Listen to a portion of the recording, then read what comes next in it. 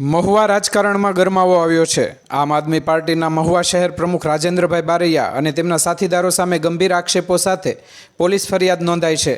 ભાદરોડ ગામના વતની આશાબેન વાઘ નામના મહિલા કાર્યકરની આ ફરિયાદથી આપના સંગઠનમાં ગાબડા પડ્યા હોય તેવું ચિત્ર ઉપસી આવ્યું છે।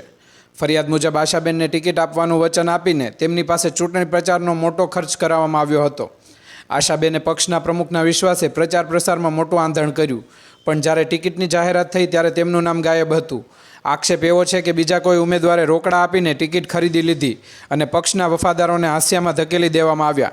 જ્યારે આશાબેને પોતાની સાથે થયેલા અન્યાય અંગે પ્રમુખ રાજેન્દ્રભાઈ બારૈયાને મળવા ગયા ત્યારે મામલો થાળે પાડવાને બદલે વધુ બીચક્યો હતો। આરોપ છે કે રાજેન્દ્રભાઈએ આશાબેન સાથે ગેરવર્તન કરી મારવાની વાતો કરી અને જાનથી મારી નાખવાની ધમકી આપી હતી। છેવટે લાચાર બનેલા મહિલા કાર્યકરે પોલીસના શરણે જઈ ન્યાયની ગુહાર લગાવી હતી।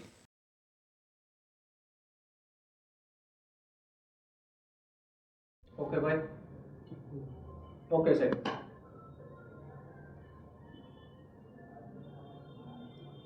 ગઈકાલે ફરિયાદી બેન આશાબેન નિખિલભાઈ હિંમતભાઈ વાઘ નાઓએ અત્રે મહુવા પોલીસ સ્ટેશન ખાતે આવીને એક ફરિયાદ રજૂઆત આપેલી, જેમાં તેઓએ આપ પક્ષમાં પોતાને ટિકિટ આપનાર છે અને આપવાનું વચન આપેલું છે એવા રાજેન્દ્રભાઈ બીજલભાઈ બારૈયા વિરુદ્ધ તેમજ બ્રિજરાજસિંહ નેતા છે આમ આદમી પાર્ટીના એમના વિરુદ્ધ તેમજ અશોકભાઈ મંગાભાઈ કાતરિયા અને હંસાબેન અશોકભાઈ કાતરિયા વિરુદ્ધ ફરિયાદ આપેલ છે।